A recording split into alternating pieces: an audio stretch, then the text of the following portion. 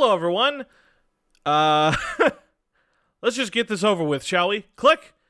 Oh, man. Oh, Nintendo, Intelligent Systems. Yay! Difficult mode. Yeah, that's right. You don't choose easy or normal. You don't want things easy. Okay, so, I got a script for this. Let me just read it. The goal of this chapter is to obtain 25,000 gold, then head back to the house your unit started near before turn 30. To do this, you have to capture the enemies and steal their equipment.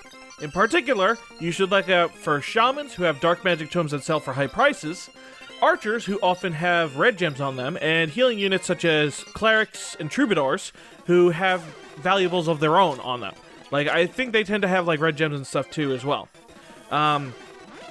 You'll notice that for these first few, like, shamans, I bait them out with Naimi, who hits them with, like, iron bone stuff, and then I just have somebody else capture them. This is an ideal strategy. This is, like, probably the most efficient way to, like, capture these shamans, because Naimi does just enough damage on counterattack to, like, make it so that other units can, like, capture, like, regardless of who you're using. Like, even Colm can do it, and he's weak as shit.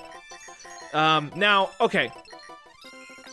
Despite the generous 30-turn limit of this chapter, I don't recommend taking this chapter lightly. Enemy reinforcements accumulate quickly over time, and your units are both frail and not very good at killing enemies. This issue becomes especially prevalent when you are trying to get everything, such as the chest in the top left building. Though, I should mention that if you're not aiming to get everything, the chapter is significantly easier to handle.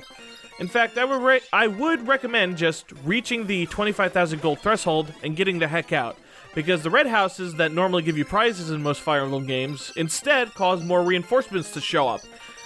One of them, actually I think two of them possibly, you see those water tiles surrounded by walls?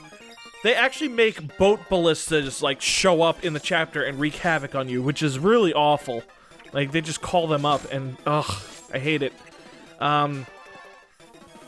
Anyway, the chests in the top left building mostly contain armor-slaying weapons, and those aren't useful in Stage 2, and they're barely useful in Stage 1 because there's barely any knight units.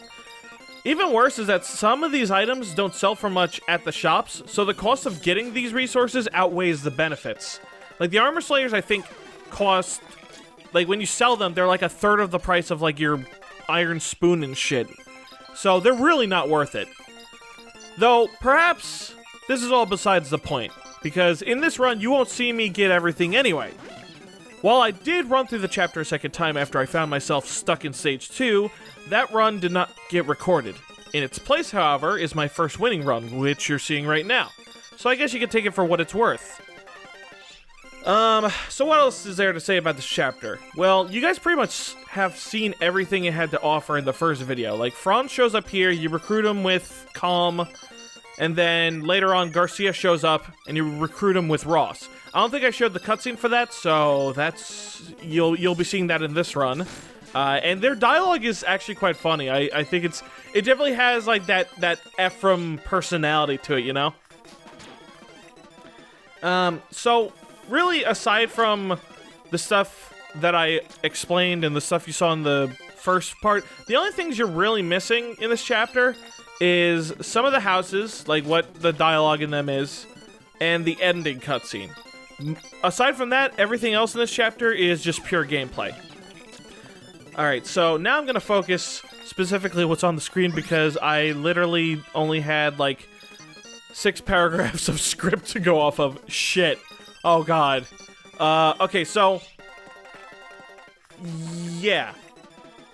So you're gonna see me stuck in this bottom corner here for most of the chapter. This is actually a pretty safe spot because, as you can see, there's 2 checkpoints and there's also trees. So it's actually kind of easy to stay alive over here. And since our units are frail and shit, and they suck at killing people, it's kind of important, you know? Very important, just like money. Which we're trying to get to finish the chapter. Okay, there we go. There's good old Garcia. Check this shit out. What are you doing robbing people? You've become a pirate. Yeah, in the same sense, you've become a hero. Why'd you become a pirate? Same reason you became a hero. Well, then I guess we're both idiots. Nah, I did the smart thing. I like water walking. Why are you robbing people? To help out Natasha. I guess it's for a good cause. But just this once. We'll see. I just love that response. Like, why'd you become a pirate? Same reason you became a hero. Like, I guess Ephraim prefers Berserker, because that seems to be the class that everybody chooses for Ross. Though, sorry, for Garcia. Wait, Garcia can't become... Maybe Ephraim prefers Warrior? I don't fucking know. I know that people definitely prefer Berserker for Ross, and I don't blame them because Ross is a motherfucker when he's a Berserker. It's pretty crazy. It's pretty cray, dude. Okay, so what else is there to talk about? Well, I've already covered that all these archers in this chapter have red gems. So, the good thing about this is that you can capture them or you can just straight up steal it. In a lot of cases, I actually do prefer to just steal it and then just kill the archer because their bows don't really sell for much, but the red gems do. I love this guy. He's like, you know, you can rob people to get money, but that's against the law. He's saying kind of a roundabout way, but I digress. Also, I'd like to mention, like, I get that we're using iron forks and shit, but why are the guards using that shit? I don't understand. Well, that's all my commentary for that shit. Okay, so I guess I'll talk about the run where I 100% completed everything. I should mention that the shop over to the left has an Hellfire and Shine Tome. I do believe I get both of them in this run. I especially recommend getting the Shine Tome because when you get Ardor, he has the Slayer skill, and the Slayer skill is like, you'll deal extra damage, like when you attack monsters, your weapon's might gets like doubled or tripled. So like, the stronger the tome you use, like the more, the greater the bonus you get, essentially. And you might be wondering why I'm bringing that up. Like, why the Slayer skill? Why is that important? Well, you'll see in stage 2, I guess. But yeah, definitely get that Shine Tome. Now, as for the armory to the right, if I remember correctly, it mostly has, like, iron weapons, or iron food utensils, and killer weapons, which strangely enough sell for less than the iron weapons. Well, I suppose it makes sense to me, or to somebody. Okay, so I know it might seem tempting to get the killer weapons, but I actually wouldn't recommend it, for 2 reasons. One is that in this game, there's a heavy emphasis on capturing. If enemies attack you on enemy phase and you have a killer weapon, you're very likely to just instantly kill them, which means you can't get their shit. Now, while you could argue that you could just use the killer weapons on player phase, and if you kill an enemy with a killer weapon and then like trade equip them with an iron weapon, you'll be fine. But the second issue with killer weapons is that they cost money. And if you're trying to beat the first chapter and get the 25,000 gold threshold, you don't want to buy any extra shit or waste any time. Okay, so I'm gonna end the post-production commentary here because my live commentary is about to kick in.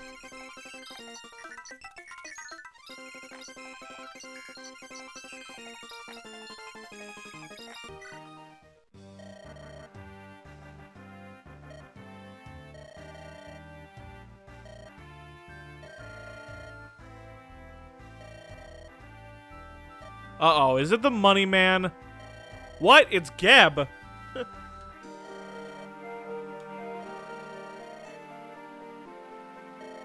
Huh.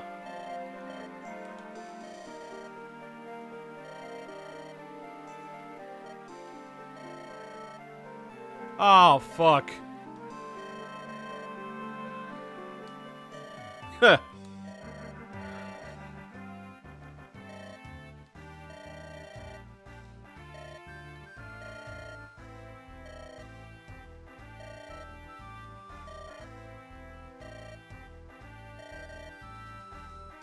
Oh, so we're gonna do monsters next time?